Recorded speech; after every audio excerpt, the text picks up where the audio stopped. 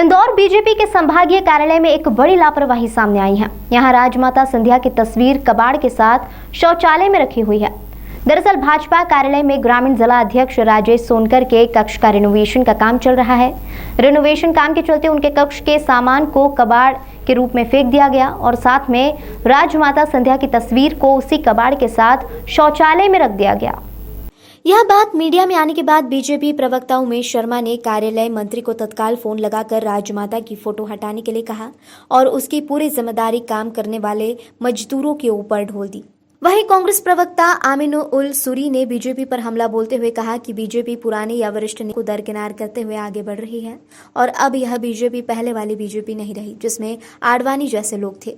साथ ही उन्होंने कहा कि अब ज्योतिरादित्य सिंधिया को तय करना है कि वह अपनी अस्मिता की लड़ाई कैसे लड़ेंगे। बड़ी बात यह है कि जिस बीजेपी कार्यालय पर 2 जिलाध्यक्ष, एक संगठन मंत्री और तमाम पदाधिकारी मौजूद रहते हैं, उस कार्यालय पर इतनी बड़ी लापरवाही कैसे सामने आई, जहां राजमाता की तस्वीर को शौचालय में रखवा दिया गया। राजमाता सिंधिया जी हो या कुशाभाऊ ठाकरे जी हो या प्यारेलाल खंडेलवाल जी हो, ये भारतीय जनता पार्टी के कार्यकर्ताओं की आत्मा में निवास करते हैं।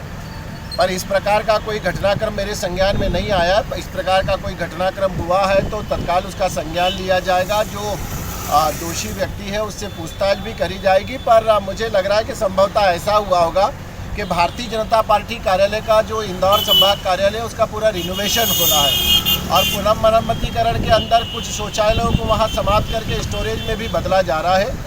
हो सकता है किसी मजदूर ने अनभिज्ञता के चलते हुए ऐसा कृत्य कर दिया होगा। भारतीय जनता पार्टी के किसी भी कार्यकर्ता का आचरण इस प्रकार का दोषपूर्ण नहीं हो सकता है, क्योंकि ये सब हमारे प्रातः स्मरणीय, श्रद्धेय और मार्गदर्शन नेतागण रहे हैं। और विशेष करके अम्मा महाराज श्रीमती विजया राजे सिंधिया राजमाता जी का तो मुझे लग रहा है कि वो तो ऐसी महान नेत्री थी कि अटल जी और आडवाणी जी सार्वजनिक रूप से उनके चरण स्पर्श करके आशीर्वाद प्राप्त करा करते थे। तो मुझे लग रहा है कि जो मजदूर वहाँ काम करने आ रहे हैं किसी ने अनभिज्ञता के चलते ऐसा कर दिया होगा। अगर ऐसा कुछ हुआ है इस गलती को तत्काल सुधारा जाएगा। अब कांग्रेस पार्टी के मित्रों ने क्या कहा उस पर हम कोई टीका टिप्पणी नहीं करना चाहते। पूरे हिंदुस्तान ने देखा था कि जब सोनिया गांधी जी का पदार्पण हो रहा था उस समय सीताराम केसरी की धोती खोल के धक्के देकर कांग्रेस पार्टी ने मंच से भगाया था। कम से कम भारतीय जनता पार्टी का आचरण इतना दोषपूर्ण तो नहीं है।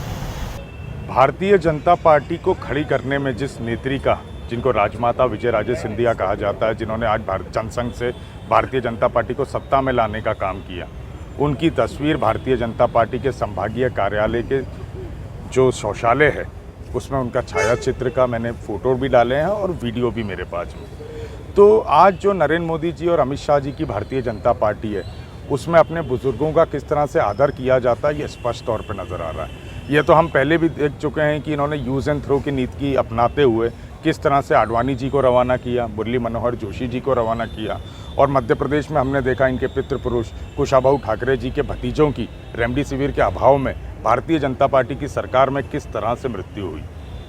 और अब सवाल उन लोगों के लिए है जिन लोगों ने जनता की लड़ाई लड़ने के लिए सड़क पर आने का वादा किया था। सड़क पर तो कहीं नज़र आए नहीं वो लोग, जनता त्राहिमाम करती रही।